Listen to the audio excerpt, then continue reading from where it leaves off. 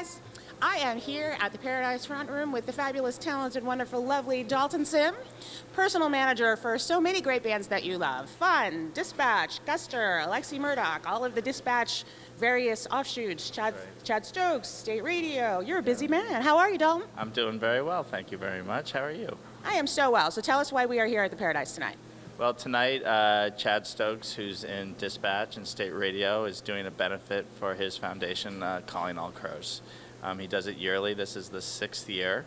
We started it way back at the Brattle Theater 6 years ago, and we've moved up to the different rooms in Boston, and we're here at the Paradise tonight celebrating it. We do it right around Christmas each year, and usually in celebration of National Human Rights Day. You have been a personal manager for almost 20 years now, and I think a lot of times people don't actually really understand what that entails. So can you explain a little bit about like what it is that you do for these bands as their manager besides take 15%? All aspects of the artist's career go through me. I really look at it as like a partnership with the artist, that I help run their business, and they focus on making music and their art, and I run the business for them while they're doing that. And we appreciate that you do that so they can write the good songs that we all love. Now, you got started right here in Boston, and your office is still in here in Boston, which I've always thought was really interesting. Why did you decide to stay in Boston, even as like the members of Guster moved to New York, or the members of Fun are from New York? Yeah. I love the Boston music scene. I grew up, just north of the city. I always found the Boston music scene to be really supportive, both musically for artists, but also as a young manager. When I first started, it was people like Tom Johnston, who managed Buffalo Tom, and the Lemonheads that I got to know and gave me a lot of advice, or Tim Collins, who was managing Aerosmith at the time. And it was a very sort of like nurturing place to be as a person when I first walked into the business, and so I felt very good about this location and that sort of atmosphere, and I always felt like there's no reason to leave that, and so far I've been really happy with that choice. So yeah, so he's right in Porter Square. Come by, drop by, say hello. I'm sure he won't mind. And Babson represent. You said that you went to school here, so for all you Babson kids out there, here's something to aspire to. Now, you got started with one of my favorite bands ever, which is Guster, and I think that was in mid-1990s. I really started to work for them full-time like 98. When I first started working with them, I was doing sort of a little bit of everything. I was tour managing on weekends. I was trying to do stuff for them at night while I was still working my finance job downtown. And then eventually they just said, well, why don't you quit your job and come work for us for a year and see how that goes. And if it goes well, then we'll have a real decision to make going forward. I can't even imagine what kind of aspirations you must have had at that point. I'm guessing they were probably pretty modest compared to how far you've come. Guster as a local band was just starting to sell out places like this, like the Paradise, and they had no record deal. They didn't have any sort of interest from record labels, and even in the mid-90s, like at that time, that was sort of still the big thing to do. Like, you have to get a record deal. And what was really great about the Guster guys, even at that point, is they didn't really look at it that way. They just went, it's like, well, let's try to build a fan base. Let's go out and tour. All of your bands are that way. I mean, I feel like you built all of their fan bases. I think that even if they're not necessarily, they don't have a lot musically in common, they have that one thing that they have a very rabid fan base that they developed from the ground up. I mean, from Out of the Trunk and Flyers and Street Teams and that whole thing that you guys were doing back then. For these guys, music is their life.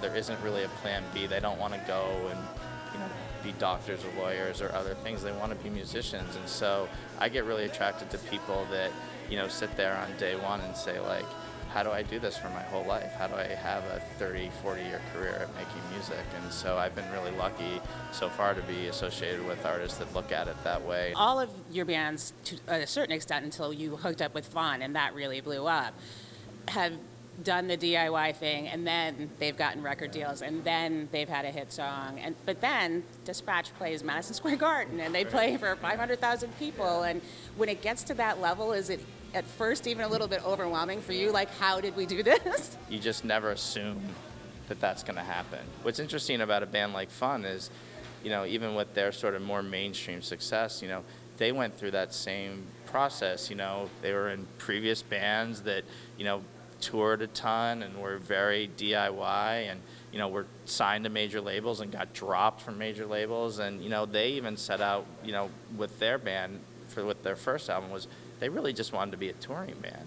They really wanted to build up a touring fan base, and they were the type of band when I first met with them. They're like, well, if we could have a career that just plays theaters, if they could sell at a place like the Orpheum, in their mind on a consistent basis, or the House of Blues or someplace like that, that they were really be like that was it. That to them, that was a career. And so that was always sort of the foundation of how we built that band. And then, what changed was, they got some mainstream success, and I would say that if you ask them, and they were sitting here, they would tell you that they didn't even really sit down. They didn't write songs thinking that was going to happen. There's a lot of unconventional stuff on that record. I mean, I don't think that when that came out, people thought this is what the radio sounds like right now. I mean, there's a lot of layers to it. There's a lot of time changes. There's a lot of really interesting stuff there. And for people who like Fun, if you've never heard The Format, go check out The Format. This was the band that Nate Ruess was in before Fun, and it was a great band. They were really fun. And speaking of fun, Nate really carried that same mindset of a grassroots following, going into the first Fun record and building that. And that's how you build a career. And I would like to say that you're having a nice capstone for your career right now. Dalton was just nominated for a Polestar Award for Personal Manager of the Year. Congratulations, that's so exciting. Thank you. It's nice to get recognized in that sort of way. And, I just feel really lucky that I've been able to do this for, over 15 years now. And I still wake up excited about my job every day. I don't consider myself a very creative person, so to be around creative people, it's really like exhilarating for me to feel that and to watch people and see how they create, and then be a part of seeing that through, and how other people respond to those creations is really gratifying to me. So I feel really lucky to be doing it as long as I have. And don't short shrift yourself on creativity, because a lot of the things that you do as a manager, ideas, marketing ideas, things like that you guys have come up with over the years, I mean, they may not be creative in terms of what the fans think of as the music and listening to the songs, but the way you promoted all of these bands has been very unconventional. So you've been creative. This is why you're getting this. But I know you're also competing against some people that are probably your fans. Corin Capshaw. I'm guessing you're friends with Corin Capshaw. Yeah, Corin's great, and that's going down. Well, I don't know. It's hard for Corin to think he's going down against anybody these days. But all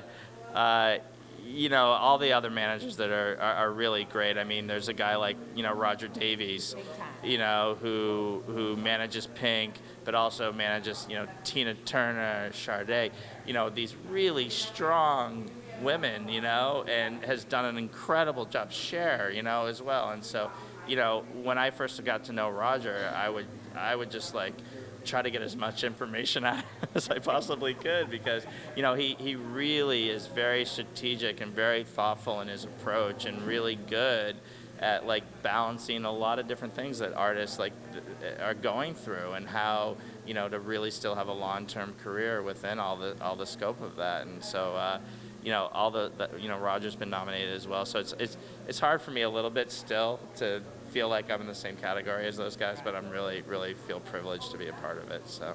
And talking about pumping people for advice, I'm guessing that like young business majors must come up to you all the time going, I want to do what you do, how do I do that? I mean, is there a specific piece of advice? Because obviously everybody's path is different, but is there a specific piece of advice that you give people that want to get into this? Because it's so different from when you started. Yeah, the underlying thing for me still is that you really just have to dive in and start doing it, and you can't be afraid to ask. Like those are the things that in my mind haven't changed. When I first started, I wasn't afraid to ask, Buffalo Tom's manager, like, hey, what do you think I should do here? Or what's been your experience? And so when a person comes up to me and asks me that, I have no problem sitting down with them for a few minutes and talking to them about it, because you can learn so much from that, and then really to be passionate about it. I remember, when I first thought about, could I have a career in this, I thought it'll be great, I'll go out to clubs late at night and see all my favorite bands and do that sort of thing, and I'll be able to sleep late and all that, but it wound up being like more work than I ever imagined it be. But I love the work, so it never really feels like work in that way. Like I don't wake up in the morning thinking like, oh gosh, here I go again, you know. So you know, I think if young people today are interested in this and they really feel passionate about it, and it's something that, you know, they really could do all day long and all night long, and they're willing to ask questions and get to know people, they can learn a ton that way. Yeah, talk to me a little bit. You've been doing this for a long time, and all of your bands have had these great milestones, playing Madison Square Garden, winning Grammy Awards, playing these back-to-front shows that were so popular for Guster. What for you in working with the different bands have been high points for you that you're like, oh, when Dispatch did this or when Guster did that? I mean, I think one of the big things for me was when Guster headlined Radio City Music Hall for the first time. You know, that was like my first like, wow kind of moment of like, you know, because Radio City was a place, you know, my parents took me, you know, we drove down from Massachusetts and we went and saw the Rockettes, and then when Guster was doing that show, I was just like sort of looking around being like, wow, I can't believe this, you know. And so that was really like, for me, I still put that up as like one of the first big milestones. And then, you know, things like Dispatch playing Madison Square Garden that you mentioned was incredible. Or even, you know, even what Dispatch did here, you know, at the Hat Show, you know, the expectation, you know, when we first started having those conversations with the city, they're like, oh, you know, we've done a lot of these before, you know, maybe 20 to 30,000 people will show up when we do these free events, never expecting it to be as big as it was. And that was like, when I really look back at that, I'm just like, wow, that was really an incredible moment for not only those three guys, but I thought really for like independent music. Musicians that really did it all on their own way, you know, to have that sort of outpouring of support was just really incredible. And to me, that really started to show a shift even within the music business, that you can do a lot within yourself. And the other thing that, even though we were talking about the bands sounding different but having things in common, they're all also very charitable bands. They're bands that are interested in the world outside around them and raising awareness, whether it's for Reverb or whether it's something like this event, Calling All Crows. And I'm guessing that's something that comes from them, or is that something that you help prod along? Yeah, I mean, I think, you know, for these things to work, it has to come from them, you know, because it has to be true to them, it has to be authentic to them. And I never sit there and say, hey, you really need to figure out a cause to get into it. But, you know, as a kid, I was really influenced by, in the 80s, the Amnesty International concerts. You know, that's really when I first heard about Peter Gabriel and U2, and those sort of bands really started to influence, you know, who I was. And so I always had, you know, a thought in my mind that if artists wanted to do that, that part of my job would be like, well, how can I really see that through? How can I really give them a platform to do that? And so with each artist, you know, if they come to me in a natural way and say, hey, this is something that I'm really passionate about, then I'm very excited to dive in and say, well, how can we really do something and hopefully create some real change with what you're passionate about? But I gotta tell you, I mean, you know, when I look at, you know, Fun and Chad and Adam and Guster in particular, like, they are their best ambassadors. You know, a lot of times I am, you know, just introducing, you know, Adam, for example, to, you know, I introduced Adam to Corn Capshaw, you brought him up, and that led to Adam and Dave Matthews getting together, and then Dave Matthews really, like, totally embracing the environmental stuff that Adam wanted to do, and then making sure that every tour he did was green from that moment. You know, a lot of times a manager's job can be just like making that right connection, right. And then the artist can really do it themselves because they're passionate, and that passion comes across to other artists, and they believe in the same things, and then they can really create some real good with each other. Now, are you still scouting? It seems to me that you would have your hands full with the 6 or 7 things that you've got going on now, but are you still looking for other bands to manage? I don't really ever, like, actively look, I guess I would say. You know, I think if somebody, you know, brings something up to me that I find could be really interesting and where I think I could make a difference, then you know, I always sort of say I'm open to staying involved. But it's also really important to me that the artists that I do have feel very well taken care of, that, you know, that we went into this with a very, you know, we have a good time at what we do, but we're also very serious about what we do. And where I started this in terms of like wanting them to have long-term careers, it's very important to me that they feel like that is still getting well taken care of. And so, so I only feel like I can take something on if I can give it that same sort of attention without really feeling like I'm taking away from the clients that I have right now. So if people wanted to pitch you, you'd listen, but you wouldn't necessarily jump right in. I'm very open to that. I'm very open to people, artists, when they initially approach me about that. I'm very clear that that's how I go about it. Well, you've held on to what you've had for quite a long time. So now, finally, I want a state of the state of where everybody's at. What's the next stuff coming up for Fun, Guster, Dispatch, Alexi? Well, so Chad is going to go to Cottage Grove, Oregon, of all small places, just north of the California border in Oregon, to work with a guy named Richard Swift.